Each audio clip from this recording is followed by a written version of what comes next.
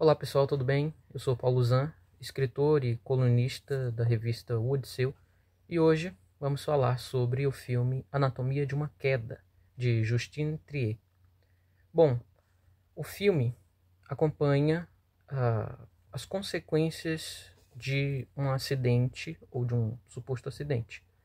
Anatomia de uma Queda é um clássico filme de tribunal, no sentido de que vai acompanhar o julgamento de uma pessoa que foi acusada de ter matado outra. Essa pessoa que foi encontrada morta pode ter caído, ou pode ter sido assassinada, ou pode ter se matado. São essas as três versões que o filme nos apresenta a partir dos seus personagens. Só que o que chama atenção aqui é que essa história é conduzida primeiro nos questionando sobre escolher um lado ou outro.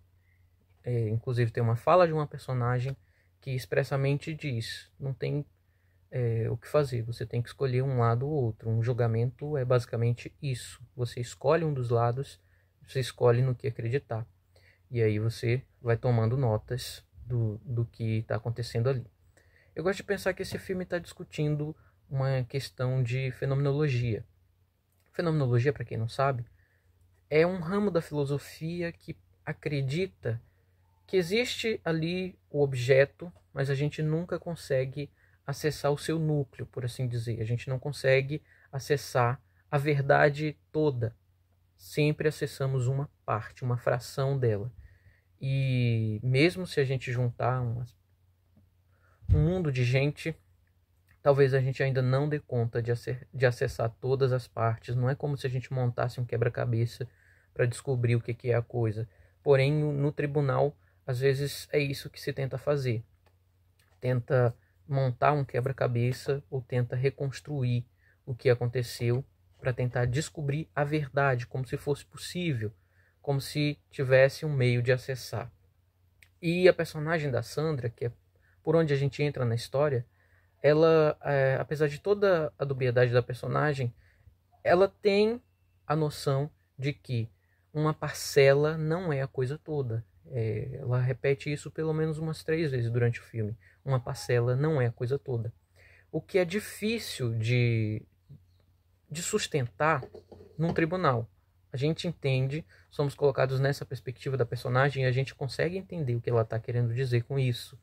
Que, por exemplo, quando é perguntado se ela sentiu raiva em determinado momento da história, se ela sentiu raiva do marido.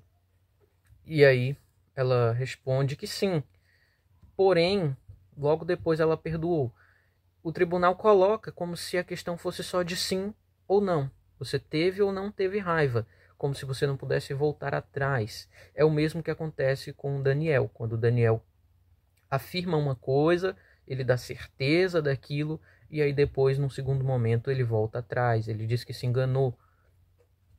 A narrativa ali construída no tribunal diz que ele não pode fazer isso, como se tudo fosse muito reto, muito certo, como se a certeza ela não pudesse gerar também uma dúvida. O que é uma discussão muito filosófica, no sentido de que a filosofia coloca em xeque, principalmente a filosofia moderna, os nossos sentidos, o que a gente viu, o que a gente percebeu, as lembranças que a gente tem em relação a isso, a questões que estão ligadas diretamente ao sentido. Então, o filme aborda essas perspectivas, essas afirmações, essas certezas, jogando, sim, com o que poderia ser uma dúvida.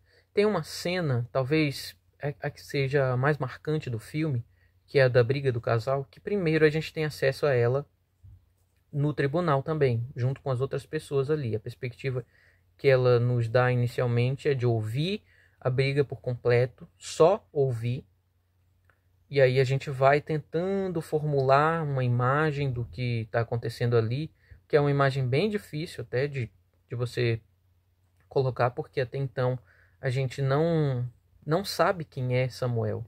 Samuel é sempre alguém que está lá em cima, que está distante, que está com uma música cobrindo tudo. e a gente não consegue ver esse personagem, ele não aparece pra gente, até que o filme introduz. Já mais ou menos na metade do filme, a gente até então só tinha essa noção de que ele estava ali, que ele era uma presença naquela casa, que ele se impunha como presença, com o volume da música e com uma música que fica repetindo, e o corpo dele ali na neve. Só isso que a gente tinha desse personagem até então. Num segundo momento, depois do tribunal, já, quando a gente tem acesso à gravação, a gente sabe que ele é um sujeito que gosta de gravar as coisas, às vezes sem avisar para as pessoas que ele está gravando. A gente descobre isso ali no tribunal. Aí sim, somos apresentados a ele, primeiro com o áudio da briga que ele gravou, e num segundo momento com a versão da Sandra, porque a gente assume, a gente entra, o filme nos mostra o que está acontecendo ali na cozinha, e o resto ele nos faz acreditar a partir do que a Sandra fala.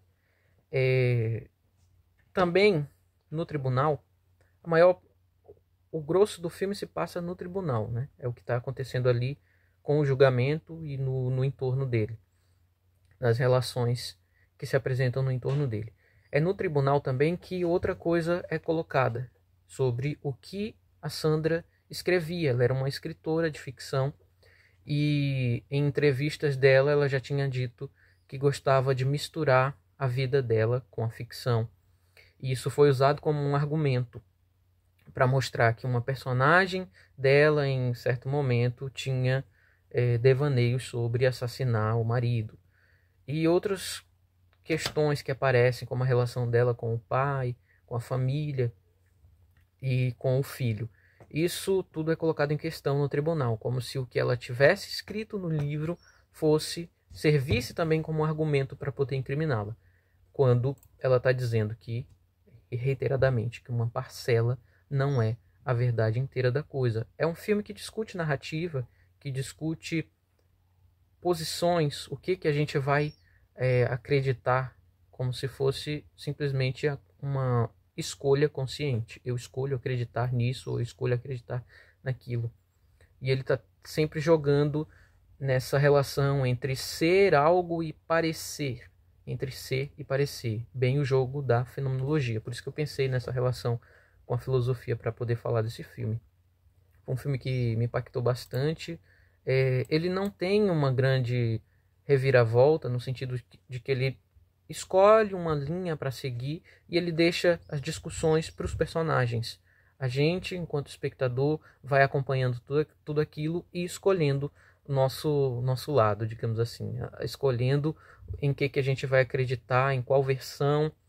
Quando tem, por exemplo, ali as simulações do acidente no tribunal, tem a maquete e a especialista vai mostrando como que poderia ter acontecido, quais as chances, discute essa questão do possível e do provável. Não é porque uma coisa é improvável que ela seja impossível. É bem bacana como a Anatomia de uma Queda vai construindo isso.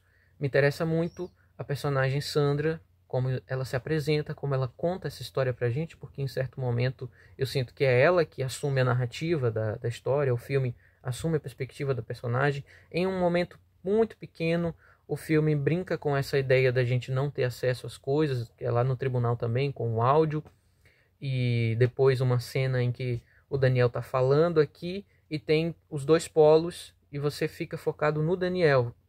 A câmera corre um pouquinho para um lado e para o outro, mas não mostra quem são as pessoas que estão ali do lado. Porém, você, enquanto espectador, você já conhece aquelas partes, então, meio que a essa altura você já está escolhendo uma interpretação para o filme.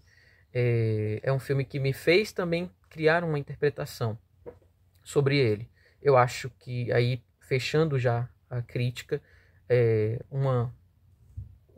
uma coisa que foi, uma ideia que foi se formando na minha mente ao longo do filme foi, no começo a gente vê que Sandra é uma pessoa evasiva, ela foge do que toca a questões sobre ela. Quando a repórter pergunta para ela, a jovem ali que está entrevistando ela, pergunta para ela uma coisa, ela foge. O filme nos apresenta a personagem já aí, um pouco escorregadia. E a interpretação que eu tive do filme é que ela pode sim ter brigado com Samuel no dia da morte dele e,